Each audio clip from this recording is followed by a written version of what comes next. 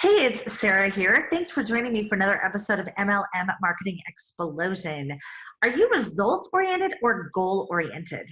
Today, I'm going to actually share with you why being results oriented is actually going to hurt your business. How are network marketers like us supposed to rank, advance, and build a downline without begging our friends and family or having supermodel good looks? My mind was blown when I realized that the top network marketers aren't calling their friends and families to invite them to lame hotel meetings and in-home meetings. I've spent the last 2 years learning from and dissecting the system that top earners in the industry use. Follow me on the journey as I continue to learn and implement the top marketing tips and strategies to grow my downline. This is Sarah Peterson, and you're listening to MLM Marketing Explosion.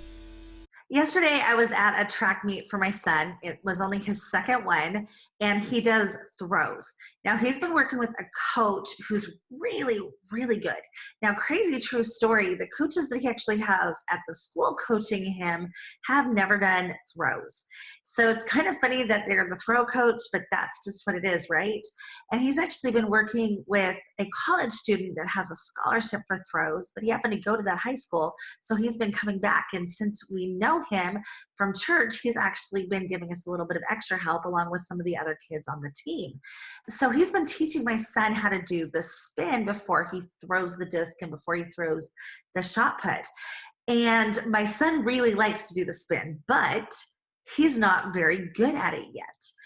But as he's doing it, he's getting better. And this college kid who's been coaching him keeps telling him, hey, you know what, you're really going to want to do just standing throws because it's going to go farther in the beginning because your muscles don't know how to do the spin yet. But do the spin anyway. Do the spin anyway. And the reasoning behind that is that you want your brain to know every single time I just do the spin, that's what I do. And in the long run, you're going to pass up those kids that aren't doing the spin because doing the spin gives you a momentum that you cannot get when you just do a standing throw. So do the spin, even if this year or this season, you maybe don't look as good as some of these other kids. And I asked, this coach, I said, all right, so when he goes to the meets, how many times do you do the spin throw? And he said, every single time, just do the spin throw. Don't do the standing at all. So we get to the meet yesterday.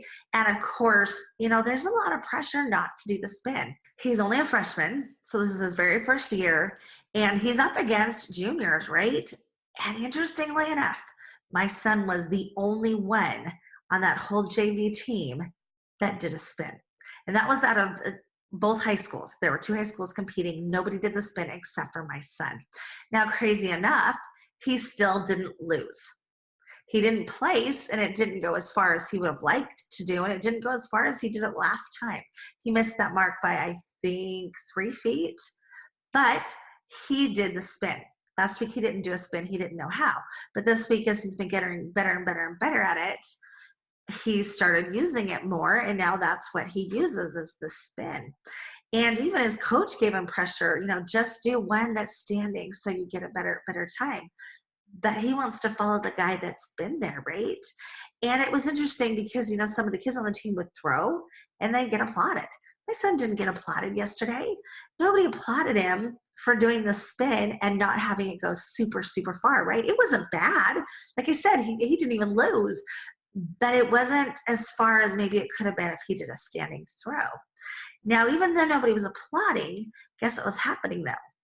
Other kids on the team were asking my son how to do it. Can you show me the stance? Can you show me how to hold your arms?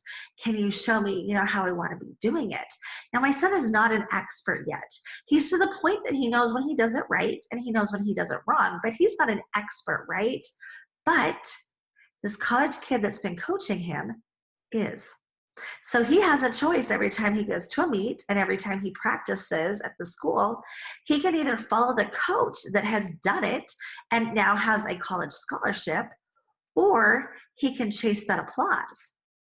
And I'm really, really proud to say that my son is choosing to follow the coach that has the college scholarship. When I started doing things online, I only knew what I didn't want to do. I didn't have a coach. I didn't have mentors. Nobody in my company was building it online. The few people that were building online, I didn't have any connections to, so I really didn't know what they were doing. And I got really, really lucky. I mean, like really lucky, because I happened to find, just, through the way Facebook works, somebody that knew how to get engagement on Facebook. And so I started following what they were doing, and then I'd turn around and, as it would work, I'd reteach it to people that were following me. And I actually gained, quote unquote, popularity, in my own limited way on Facebook in a relatively short amount of time. And I would have people reaching out to me, ask me what I was doing, and I'd tell them, but I'm thinking, I don't really know what I'm doing with this. I don't really feel qualified to teach you. I just know that it's kind of working, and I kind of see, what it's done for this other person. So flash forward, and I was able to find a very, very high-end social media mentor that I was able to learn from. And she kind of took me under her wing. She showed me what she was doing. She showed me how to do things differently. Like I said, she had way more experience doing social media for like huge companies and launching big brands. And she told me to do stuff that was the complete opposite. I mean, totally opposite from everything that I'd learned and from everything that I'd seen being taught. And I looked at it and I thought, wow, your posting schedule is totally different. The way you post is totally different. And when I first saw it, I gotta be honest, I was completely overwhelmed. I had no idea where to start. Minus that I totally and completely trusted her because of all of the stuff that she built and created and done. That was all it was going off of. And it was really easy to want to go back to my old way of thinking because that's where I was comfortable. That's where I was good at. That's where I was kind of a rock star. And I had, at the time, I had lots of engagement. I had, people liked my comments. People shared my stuff like crazy, but it wasn't getting results. And as she told me to post this other way, it was really hard at first. It was really time consuming. I was posting way more often than I ever had before, and my engagement actually went down. Instead of just posting once a day, I was posting 4 times a day. Instead of how I was posting and what I was posting before, I changed what I was posting and how I was doing it and the style that I was writing and everything. And interestingly enough, as I did that, it actually helped me to find my voice. Instead of being like the sea, like everybody else is, I'm lost in this crowd of everybody doing the same thing, and allowed me to be me. And even though when you look at pure engagement and pure amount of likes, a lot of my likes and a lot of my engagement and things have gone down, my business has actually gone up. Isn't that crazy? And so this is a shout out to you guys today. It's really, really easy to be focused on results. Now, I just told you a story where I actually did what I was supposed to do and I got results, right? And I just also told you a story about my son where he's not getting the results yet. And that's where you've got to have already decided up front with your commitment. Who are you going to trust? Who are you going to listen to? Do you listen like my son did to the coach that's never done throws before, that's telling him just do a standing throw so you get a better throw? Or do you listen to the kid that's now got a college scholarship that's saying, I don't care if your marks go down in the beginning, but in the long run, you're just doing the spinning thing, just do the spinning thing, just do the spinning thing. Who do you listen to? Because if you're results oriented, you do a standing throw, right? If you're all about the shares and the likes, you post the way I used to post, right? I do one big post a day and I wait for everybody to come in and tell me how amazing I am, right? Or you look for the person that maybe knows a little bit more than you do, even though maybe it doesn't look on the outside like they do. Does that make sense? Now, I'm not saying that the person that I work with for social media doesn't know what she's doing, because she does. And I knew that going into it. She's on a lot of people's Dream 100 list, if you know what that is. And to tell you what that is, it's, if you could interview anybody in the world, who are your top 100 people, right? And she's a top 100 on a whole lot of people's lists. But if you just looked at her page, you might not know that based on what's going on, because she doesn't get like massive amounts of that popularity boost, right? It's like that dopamine hit, right? Then that's where you got to decide, do you want the big hooray of like millions of people coming to you thinking you're the bomb.com? Or do you want the people that are actually going to make your business the bomb.com? You get where I'm going there? Because honestly, popularity does not equal profitability. Now, you can argue that at some point in time, you're going to become popular, right? But let's be honest, you do not have to have 30,000 fans on Facebook to make it profitable and to make you a lot of money. You don't. So here you are looking to chase this popularity contest, and it might not lead you where you want it to go. I had the opportunity to do a private coaching call with a client the other day, and it was so much fun to figure out a way to blend her passion with her business. And all of a sudden, she's got all these new ideas and she's got all these new clientele that are going to be coming in because of this idea. But here's where the rubber meets the road. So here's what happens a lot of times is you get that big, huge excitement. You know, she immediately after we got off this call sent me back a text saying, I am so excited. I may never sleep again. This just breathes all new life into what I'm doing, right? But is it sustainable? And the only way you can decide if it's sustainable is up to you. Because let's be honest, like anything. So I started listening to that big social media guru, right? She became my mentor.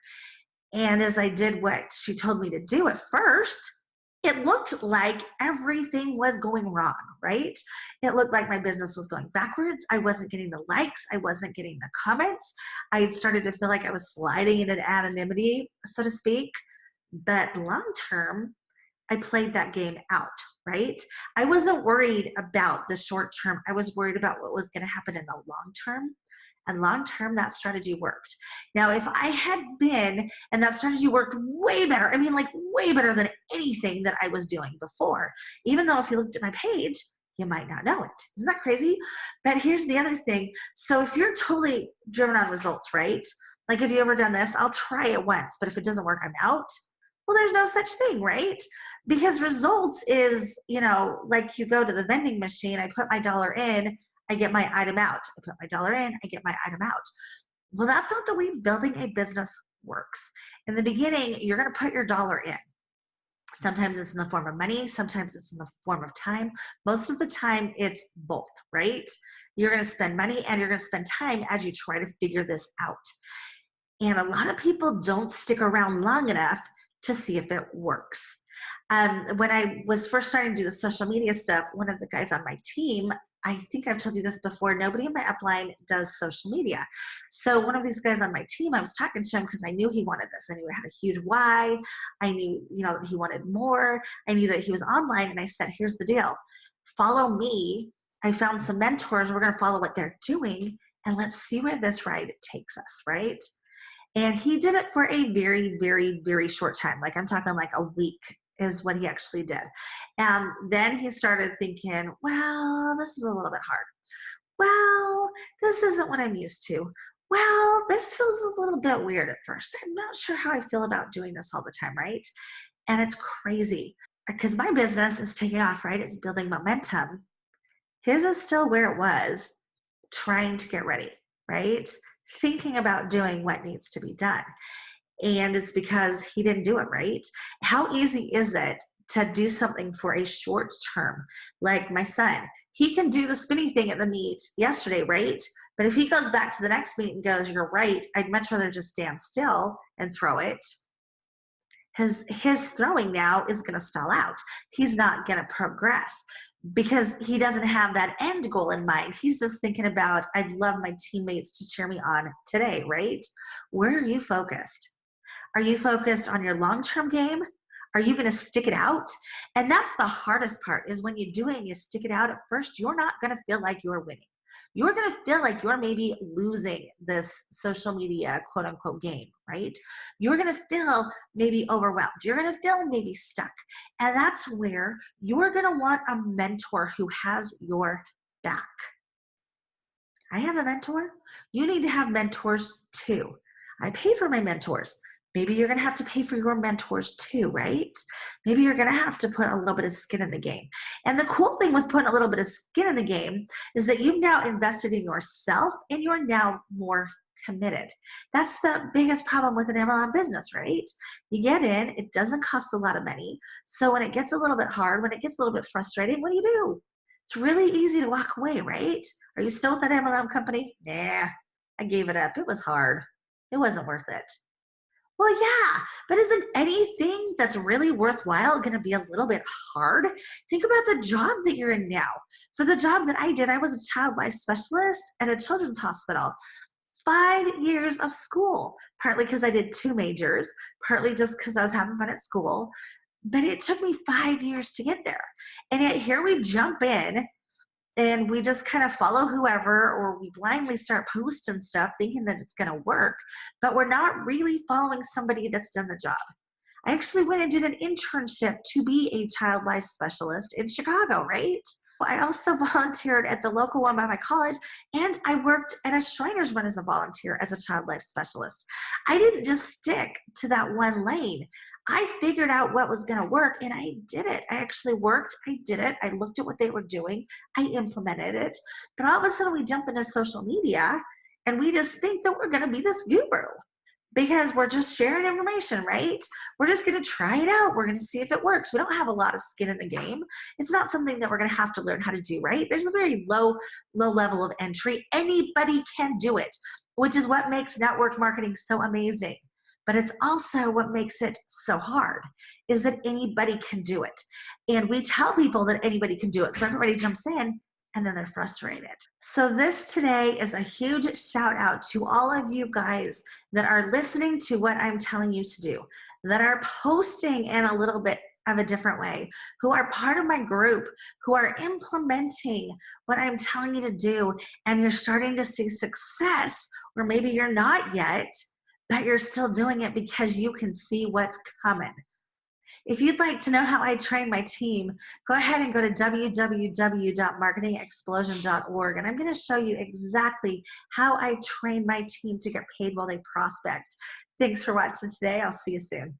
Are you tired of bugging your family and friends and bumping into the same people all over social media trying to pitch your opportunity? If so, grab your team members and go to www.marketingexplosion.org and pick up your free copy of MLM Momentum. It's going to teach you how to get people coming to you and applying for your opportunity. It's also going to teach you how to get paid for prospecting. See you soon.